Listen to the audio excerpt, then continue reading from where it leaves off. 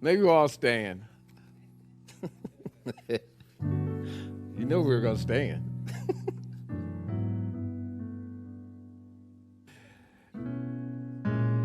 It's all blessed. And I ask us to stand because I always think that we're in the mood to take a stand on something. And what they say, if you don't stand for something, you'll fall for anything and everything.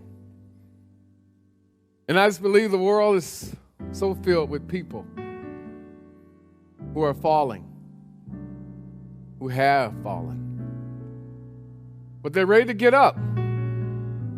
And that's why we come here this morning with an open mind, outstretched hands, ready, willing and able. I saw the most divine thing this morning. As I was leaving out the house, we've been keeping my grandbaby, and she's 2.5 years old. And when she's with us, she just seems to hate to go to bed. And so her bedtime this week has been 1 o'clock, 2 o'clock. But this morning, we had the grandiose idea, Brett, that we're going to bring her here and show her off. But I looked in the room, and she just laid out on the couch, and she's just like this. And I thought about that, Reverend Wilma, that position. I said, what divinity? Outstretched arms, open mouth, just ready and willing to receive anything. And so by that position, I knew this ain't the morning she going to church.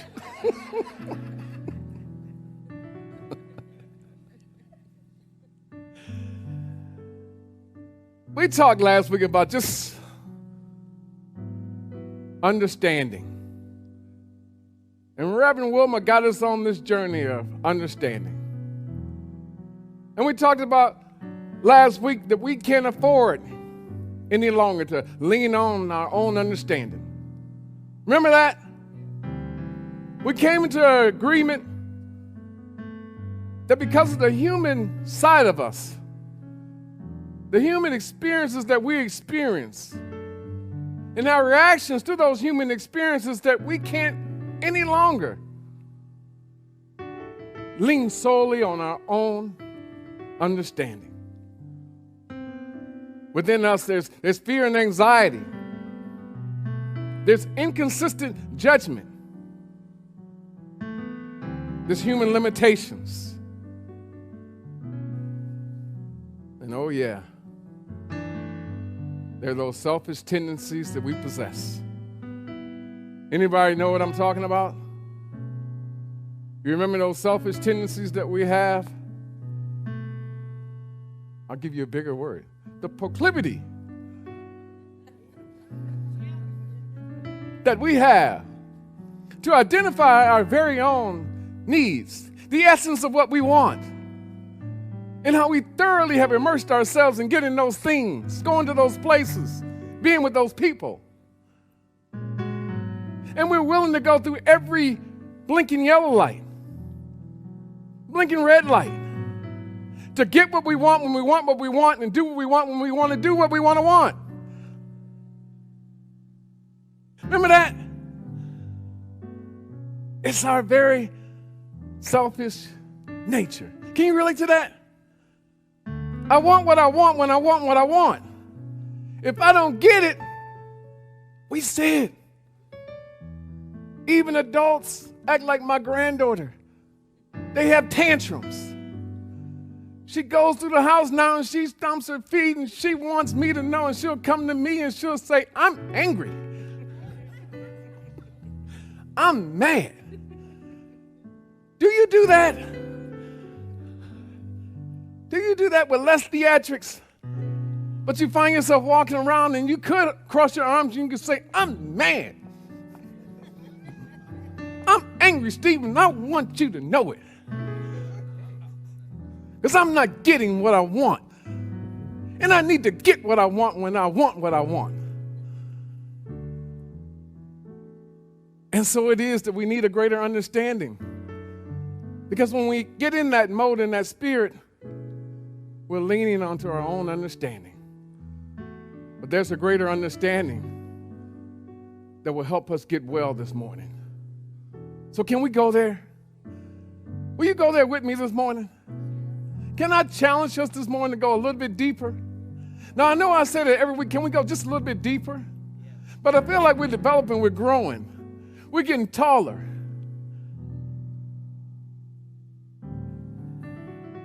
And when we get taller, we get upright to the sky, to our divine self, our highest self. And that's where we want to go. Can we do an affirmation? Can we do an affirmation? If we can do an affirmation with a lot of energy this morning, that would be perfect. It would satisfy my curiosity because I was curious about something that brought the curiosity on this morning. I fired up the email and said, let's see what's out there. In my inbox, somebody said the world is going to hell in a handbasket. Y'all may have saw that email. You got that email? Familiar with the saying. I don't believe that's true. That's not my experience. And so let's lean into this affirmation. Let's do like this. Let's just say, put your hand on your chest and just say, this is all about me.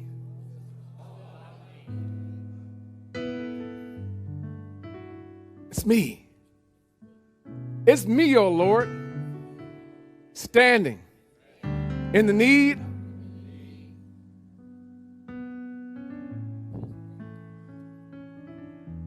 It's not just prayer. We say that, but prayer is just an introduction to what we want. So we say, I'm going to pray, I'm going to meditate, but we never finish the sentence appropriately. It's me, oh Lord, standing in need of. It's not prayer you need. It's not prayer. Stop saying that. And get open. Get honest. Get vulnerable. You finish it. I'll start it and you finish it for you. Tailor-made this moment is for you. It's me, oh Lord, standing in need of.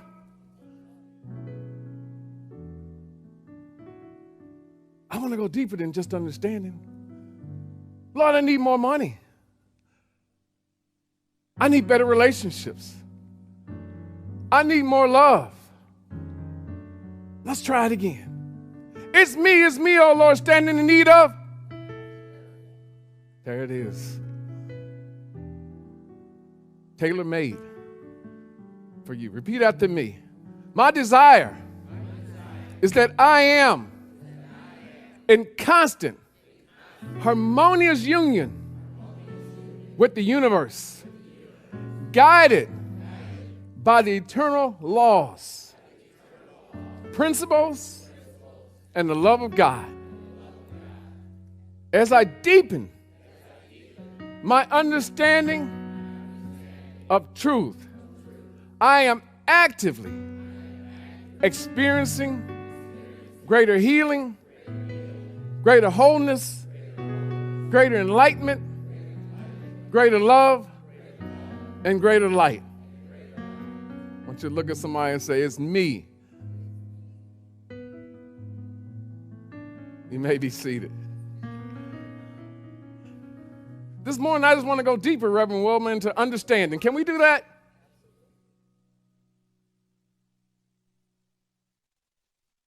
We've always said we can't afford to trust ourselves and our human side of us, to have all the understanding, all the knowledge, all the skills, all the power, dominion, and authority to do the things that we want to do.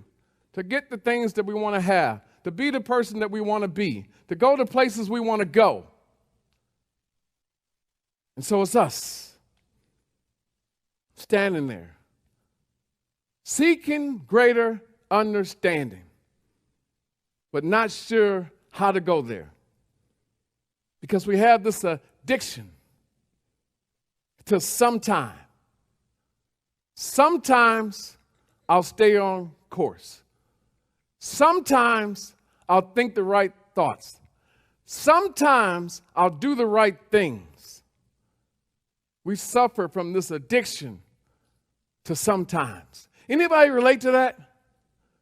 Sometimes I get it right. Sometimes I do what I need to do. Sometimes I use my time wisely. Sometimes I say the things that I need to say when they need to be said. That's all of us, right? We're in this situation of an addiction to sometime.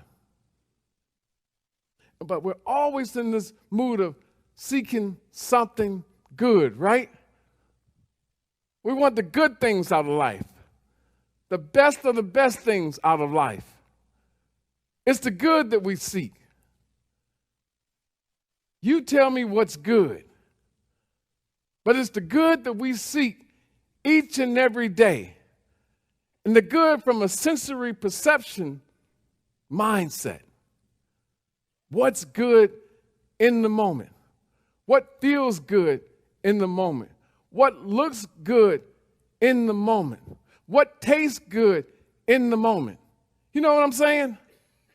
We make those choices. It may not be the best choice long term, but in the moment, in the minute, seems good.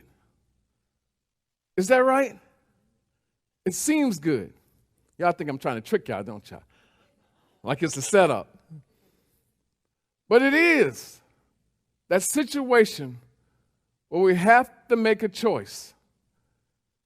The light is not green, but it's not red.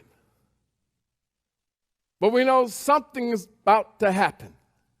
The light is not green, it's not red, so we proceed with caution. And that's what we do with most things, right? Proceed with caution. What if we threw caution to the wind? What if we put life and all the different scenarios and choices that we have on a continuum of it's a red light or it's a green light? And there is no caution in between it. You think you can live like that?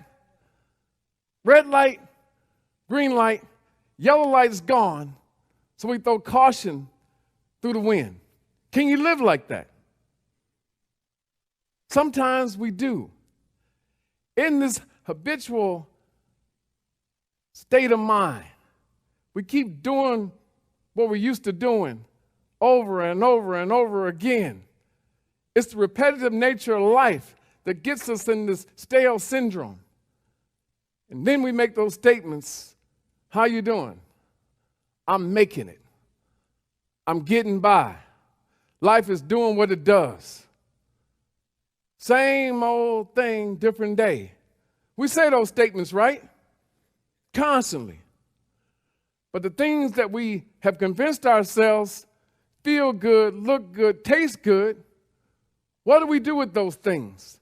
When we become so committed to getting those things. He looks good, she looks good. Gotta have her, gotta have him.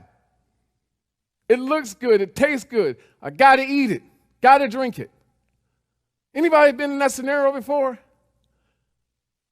I have to have another one. A little bit more is not gonna hurt me. It's almost like that song. When you put something at the level, I love it. I love the way it tastes. I love the way it feels. I love the way it smells. You throw caution to the wind, and the only song you're singing is, if loving you is wrong,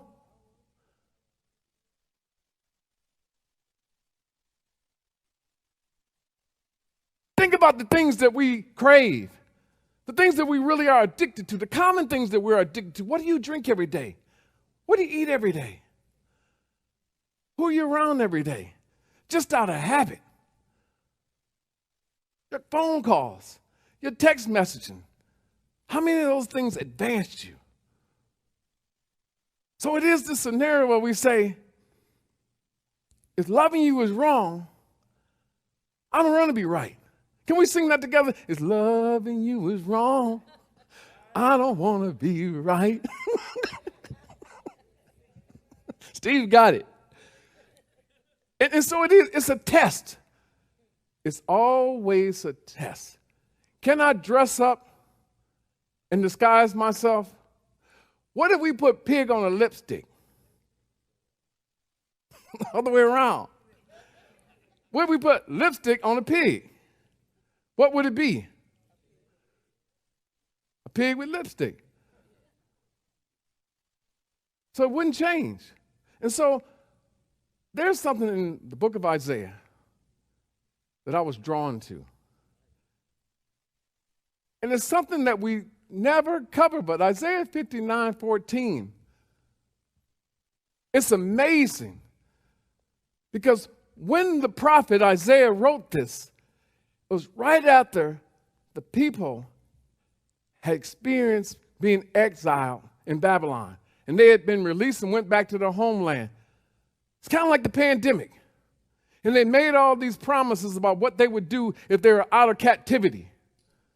And they went back to their homeland and they began to do everything. The sin, the lawlessness, no justice. And so this is near and dear. And judgment is turned away backward, and justice stands afar off. For truth is fallen in the street, and equity cannot enter. You understand that?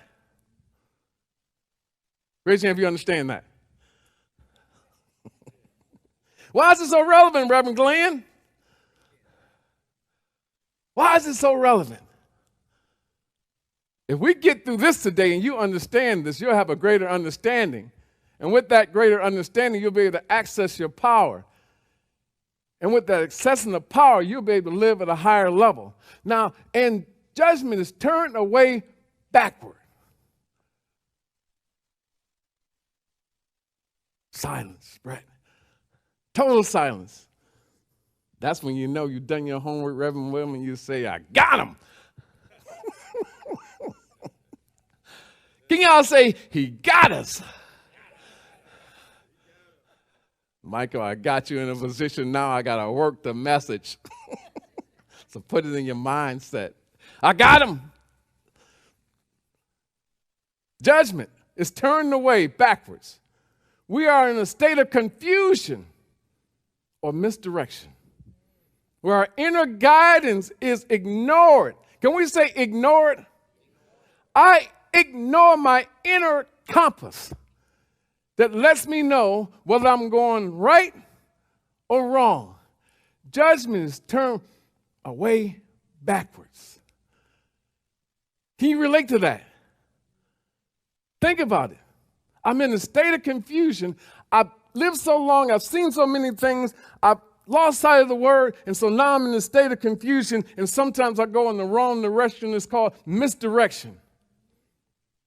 And sometimes I just choose to love what I want to love and ignore the fact that my inner guidance is telling me, go in another direction. Justice standeth far off.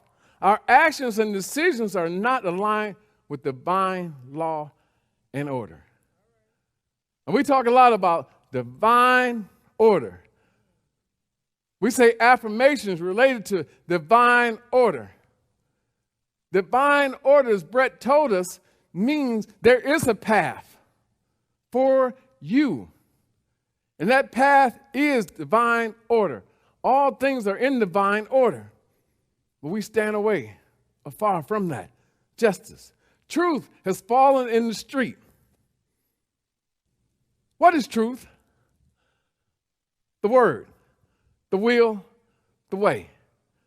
Truth is the word, and you can't deny it, right? The truth is the truth, and the truth stands forever. It's unwavering, unyielding.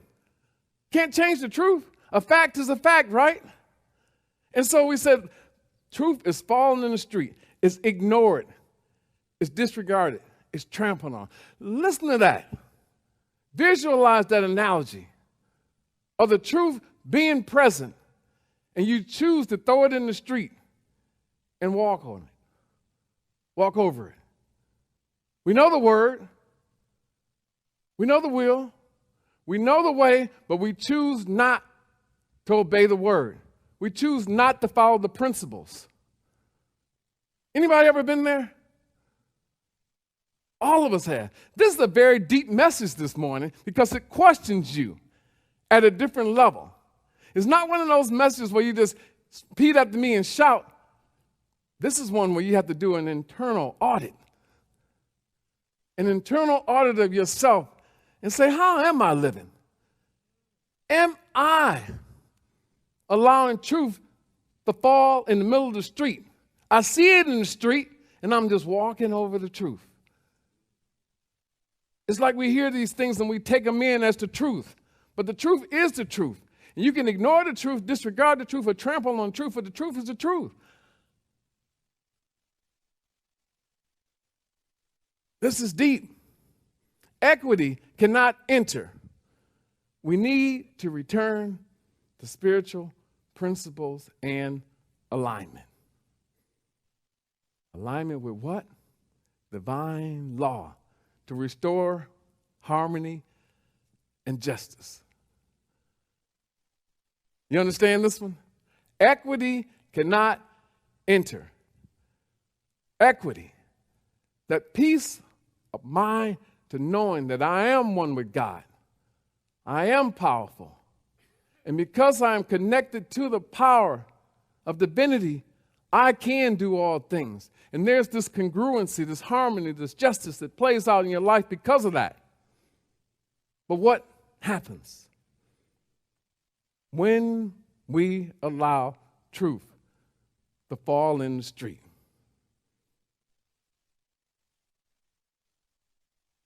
What happens? Our perspective gets distorted. We start feeling hopeless and helpless because we've allowed truth to fall in the street. What is it about that when we know we take in the word, we take in the message, we do the affirmations, we do the prayers, but still we allow truth to fall in the street? What is it? Could it be our ego at work? Could it be pride at work? Could it be our self-interest that's superseding the direction we need to go? Could it be those things? Well, what happens with pride? Pride causes a fall. And our self-interest allows us to lose touch with truth. And then there's this projection of whose fault is it anyway? Whose fault is it that I'm in this situation that I don't want to be in? Whose fault is it? It can't be mine. Whose fault is it? The egocentric nature of us puts us in that position of asking ourselves the questions, whose fault is it? And we keep returning to it can't be my fault. So what do? If we find ourselves living a life that's a little less than what we expected, that doesn't give us what we want, doesn't give us the kind of experiences that we think we need, doesn't give us prosperity, good health, what do we do in that situation? What do we do? When we've been living day after day and seeing the same thing over and over, and then we get to the point where somebody gives us the diagnosis and the prognosis and it doesn't add up to what we want. What do you do in that scenario? When you know you're going down the wrong street, or you look and you see truth is in the street, how do you pick it up? How do you decide that I want something new, something better? That's what I experienced in my life. When I saw myself going down the wrong road for different reasons. I'm a DJ, y'all, by training, a disc jockey, nightclub. I hung up in nightclubs, hung out from 8 to 3 in the morning for years. I was the spin doctor. Make it Mac tonight was my tag. But you got to think about that. All the things that you see in the club. Y'all laughing because y'all know them young boys in there, they say, we in there now, Reverend Glenn. But it's all those things that you see that people come into the club and they say, for 2 to 3 hours, I'm just going to let myself go. All my values, morals, and ethics, I'm going to let them go and do what I have to do. Y'all ever do that? Raise your hand if you ever did that. You just say, I'm going to this nightclub and I'm just going to do what to do. Micah like, but this is it. When you decide I want something better, what's the question that you have to ask yourself is what I'm trying to get to. And it's the same question that Jesus has the audacity to ask anybody who can't see, who's lame. Do you want to get well? Do you really want to get well? Yesterday I was on a panel on grief. And they came to me and they asked me, what's the most significant breakthrough moment in the therapy session? And all the other experts on the panel had given 5 steps, 3 steps to recovery, restoration, return to normalcy, living past grief. And I said, the breakthrough question is, do you want to get well? Because we can't continue this therapy session unless you've made the decision that I want to get well. I want to get better. I can't convince you to make that decision until you cross that line, that threshold, and say, I want to get well, I want to get better. We can't proceed. You all understand that? And so we come to this point. Well, all of us, every morning, that's one of the questions I ask myself. Do you want to get better? Do you want to get well from what bothered you yesterday? The ailments that I have, the inflammation that I have. It's a crossover moment when I say, I want to get well. And I want to turn from the ways that are no longer serving me. And that could be anything. I told you, there's an addiction to potato chips. I can't eat just one. There's an addiction to root beer. Can't drink just one. There's an addiction there that has to be dealt with. I can't make the decision that I'm going to try to balance life with it. So I have to let it go. Can we say release? And let it go. Reverend Glenn, let it go. And that's what we have to do. We have to be encouraging each other, but the question still goes back to, do you want to get well? And so if I asked you that question this morning, what's your response? Do you want to get well? Yes. Are you ready to get well? Yes. Are you willing to do the things to do the wellness part? Maybe. That wellness check that we talk about. Do you want to get well? Repeat after me. The universe is plentiful to grant me anything I desire. If I ask and if I act on my ask.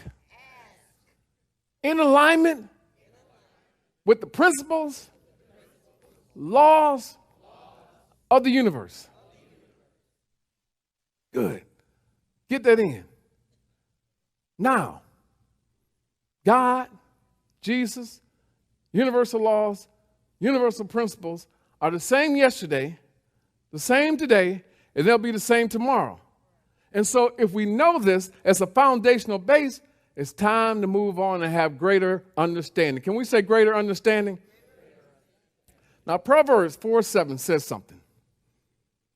It says, wisdom is the principal thing. What's the principal thing? Therefore, get wisdom. Get what? And with all thy getting, get what? So if I understand what I need to understand, then I understand that I'll do better. Is that right? So I need to get to getting a better understanding. Bad English, but you know what I'm getting to. And so here we go. The path to get well. H. Emily Cady says something. Healing means bringing our thoughts into harmony with divine law, the law of love, truth, and life. It is the realization that health is the normal, natural state. Look at somebody and say, I'm supposed to be healthy and whole and prosperous. Healthy, whole, and prosperous. That's my natural state. That's what we have to remember. Therefore, we got to get well, right? Now, we say we want to get well, so let's work on getting well. You had your checkup, and it's come back. We got some work to do. We got to change our diet.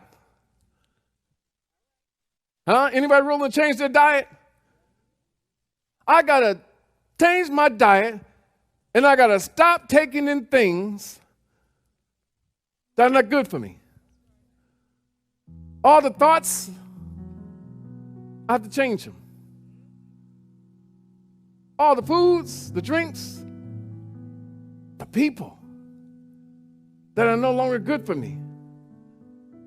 I have to change my diet of what I let them put inside of me. There's this pouring in process that we allow. Social media.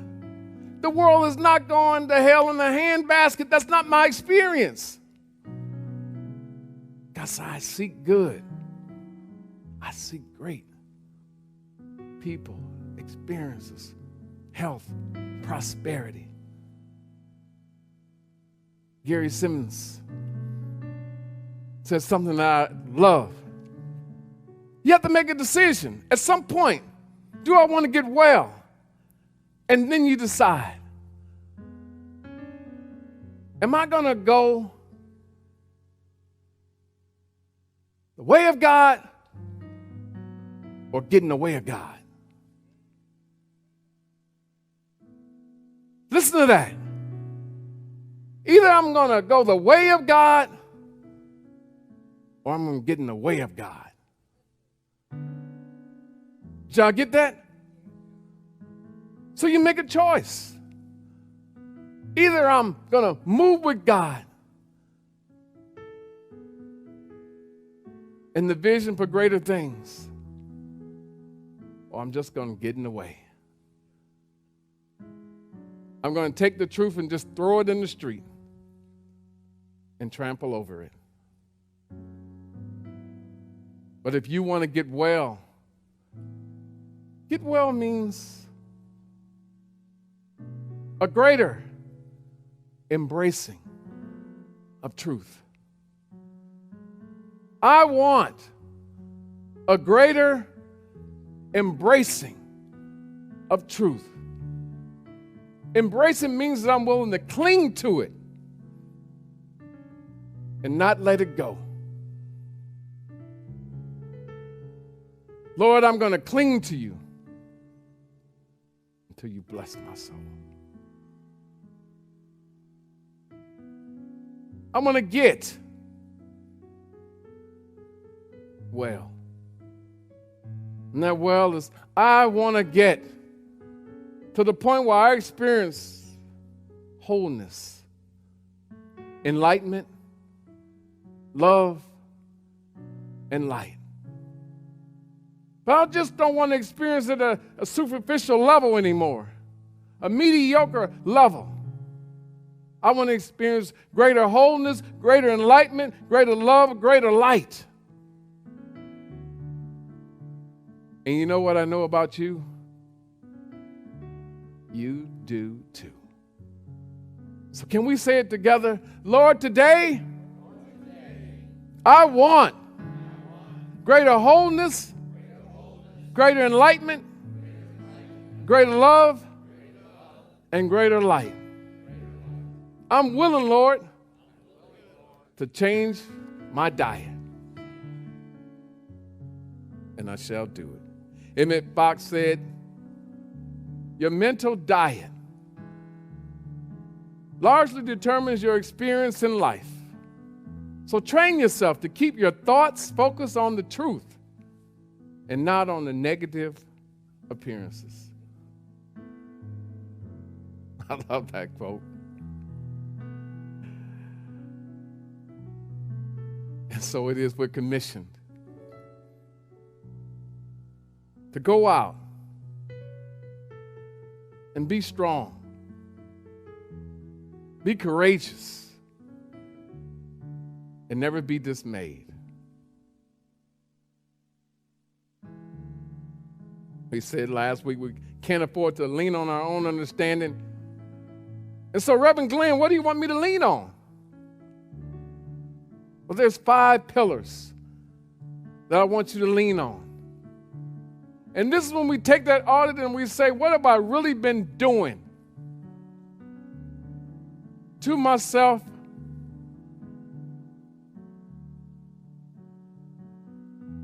I don't have all the answers. A pillar is something that's stable. A pillar is something that's reliable. We need to lean on these pillars. The first is the pillar of humility.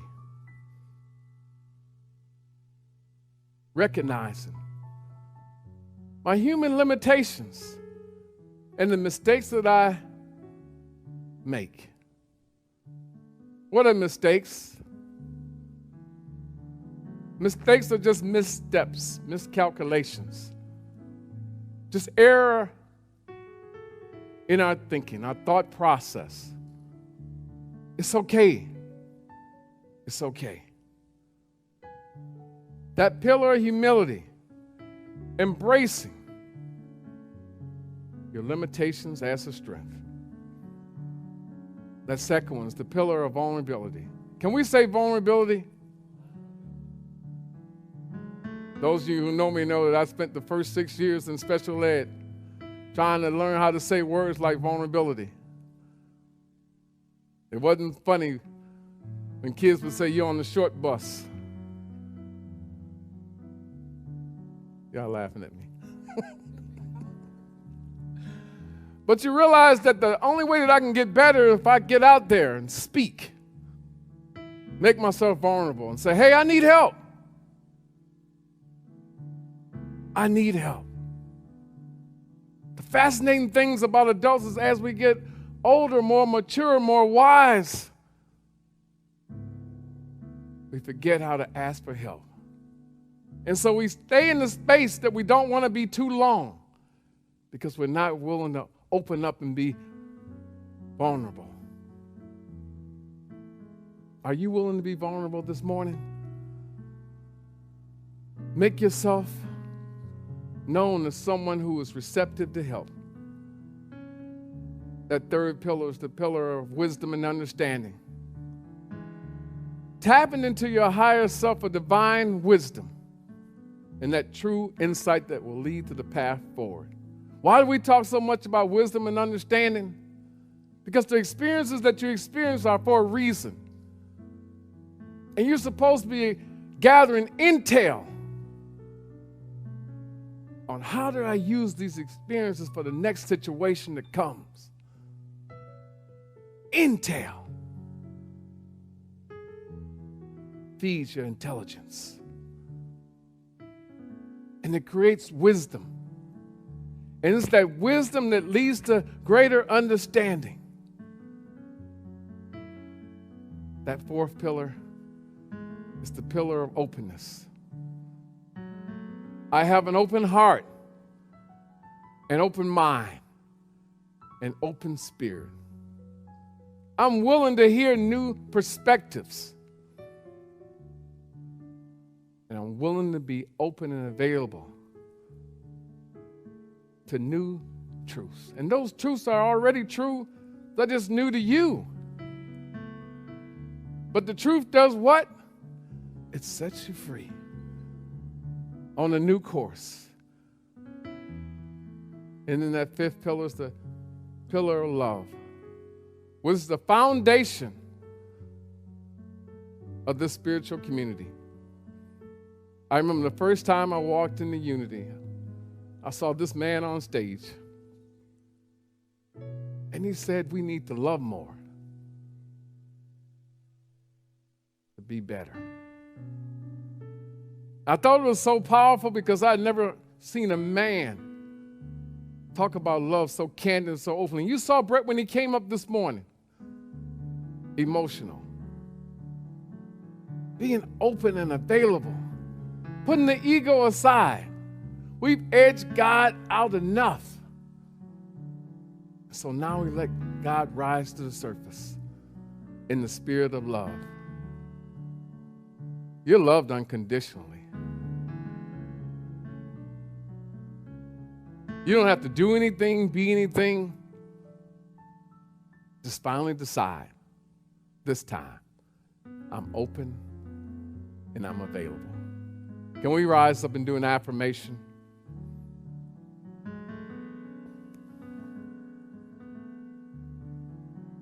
Is everybody ready to be open? Is everybody ready to lean on those 5 pillars?